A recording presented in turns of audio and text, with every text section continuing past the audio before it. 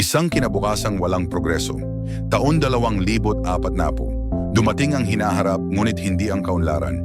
Isang malawak na ilog ang humahati sa lupain.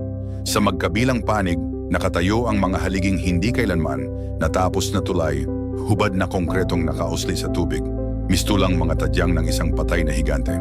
Sinimulan ang tulay ilang dekada na ang nakalipas ngunit hindi kailanman natapos. Walang daan, walang kable, tanging mga inabandonang poste na nilamon ng panahon, kalawang at kapabayaan. Sa di kalayuan, wasak ang flood control system. Ang mga konkretong harang ay basag at gumuho na sa ilog. Ang mga bakal na tarangkahan ay baluktot at wala ng silbi.